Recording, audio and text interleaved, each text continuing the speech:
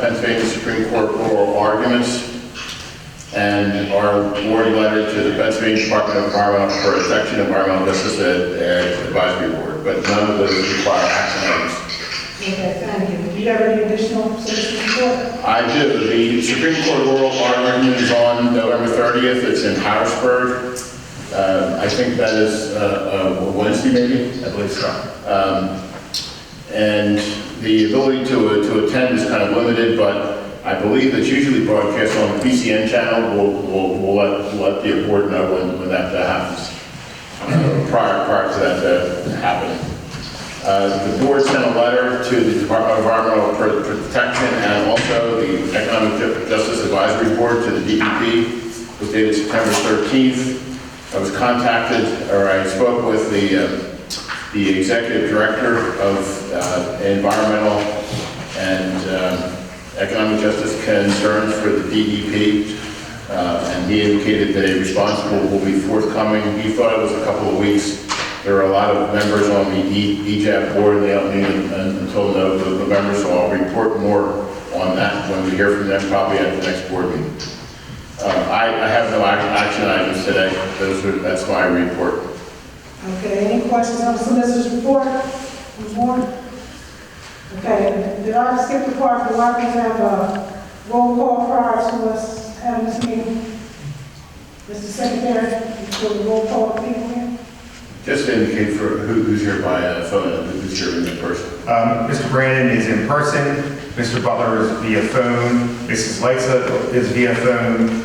Dr. Lewis West in person. Mr. McGinn in person. Mr. Rivera in person. Mr. Shelton in person, and Mrs. Smith in person. Okay, thank you. The solicitor's report has been read and filed. Chief Financial Officer's report. Nothing to report today. Nothing. Nothing to report today. Okay, thank you. These are monies in your hands. All right, Director of Engineering's report. Okay, we have one item, so we need a motion to approve that item. So moved. Second. Okay, any questions? Secretary? Yes, Mr. Brandon. Yes. Mr. Butler. Yes. Mrs. Leitzel. Yes. Dr. Lewis West. Yes. Mr. McGinn. Yes. Mr. Rivera. Yes. Mr. Shelton. Good. Mrs. Smith. Yes. Motion carries. All right, next one, Director of Human Resources and Assistant to the Executive Manager and Board Liaison. There's 3 items that are there that needs approval. We can move them all together, or do we need to go individually? Madam Chair, you can call a roll call on A, B, and C with first a motion. Okay, so we can do them all together. Okay, I need a motion to approve. Second. Any questions? Mr. Secretary? Mr. Brandon. Yes. Mr. Butler. Yes. Mrs. Leitzel. Yes. Dr. Lewis West. Yes. Mr. McGinn. Yes. Mr. Rivera. Yes. Mr. Shelton. Good. Mrs. Smith. Yes. Motion carries. Thank you. Next, Executive Manager's report. I have nothing further to add to today's meeting, Madam Chair. Thank you very much. Any new business from any kind of the board? How about old business?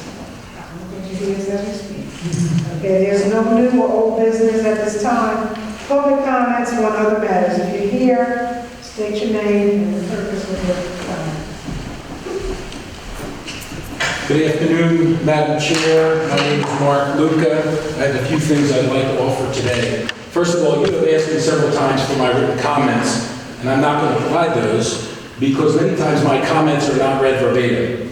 And as I do that, I would found as I was typing them up, the comments weren't necessarily what I was saying to the board, so they would be meaningless. I do know that you tape them and it would probably be more representative of what I say if through any transcription that may occur, that would be most accurate. But thank you for allowing me to speak to you today. I do have a question. I apologize for the out of order that this may appear to be on items that are covered on the agenda. I'm supposed to cover those previously. I was not aware of what would a board letter to a public agency, why that would be discussed in executive session. As I understood, that's what was reported, and if I'm incorrect, I'm happy to stand down on that. But it seems to me that any letter to a public agency would be a matter of public record, and I don't know that that would be, personally, I don't know that that would be something that's suitable for executive session. So I can answer, sure. The letter is a public, we're happy to share it with you.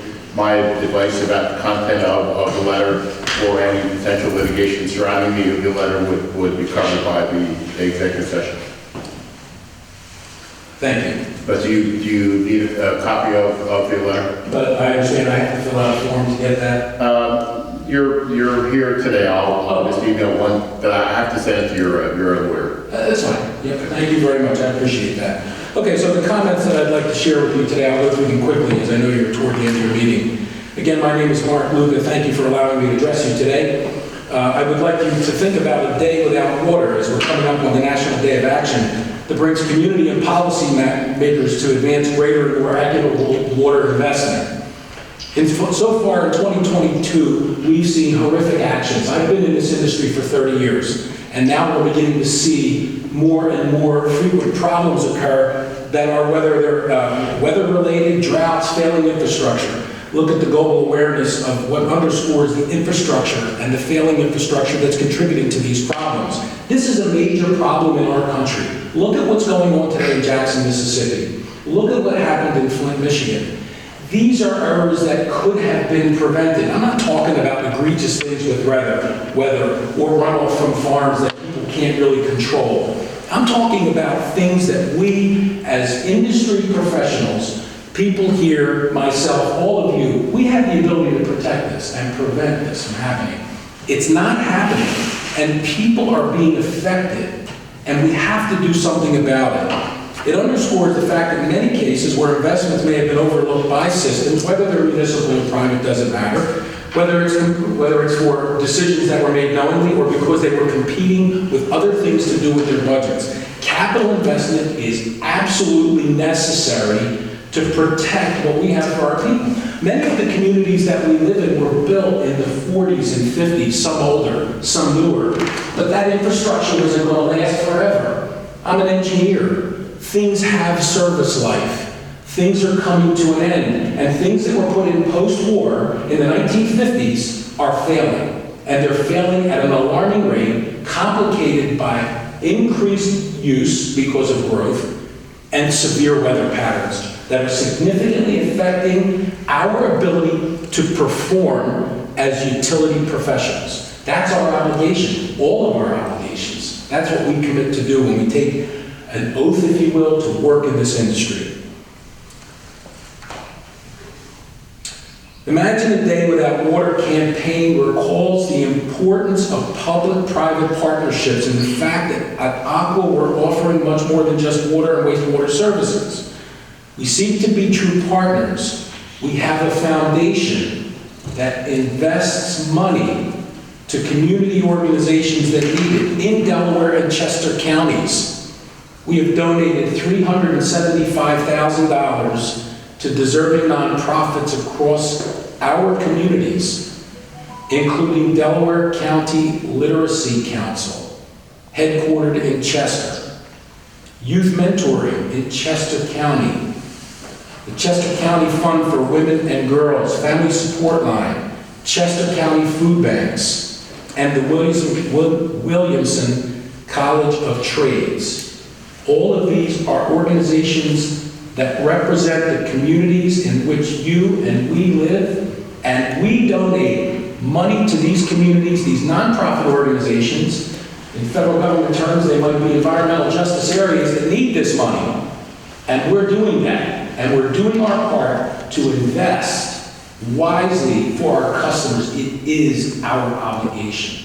It is an obligation that we meet. In 2022, we've already announced more than $500,000 in additional investments, including $450,000, $450,000 to share programs with the food banks, because people are struggling, and we know that, and people need help, and we know that.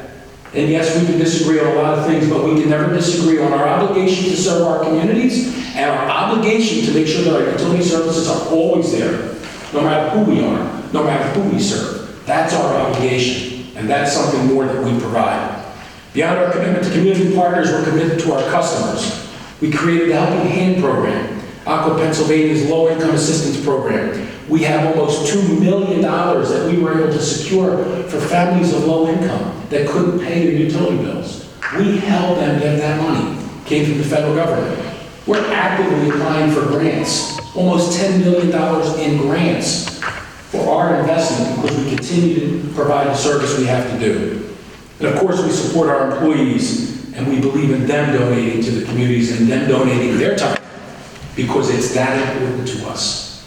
So when you think about Aqua Pennsylvania and you think whatever thoughts you may have, whatever thoughts may suggest from you, from other people that you should have, these are some of the things that we do, and you do it as well, I'm sure. But I know you also believe in a lot of the things that I'm talking about, because I know some of them, and I know the programs that you support. And we support them because we believe in the communities we serve. I want to thank you for your time. Solicitor, Mr. Solicitor, thank you for the letter, and thank you and have a great day. I appreciate your time today. Okay, thank you. Anyone else? Okay, seeing none, I need a motion to adjourn. I move that we adjourn this evening. Second. All in favor? Aye. Aye. Good night. Thank you.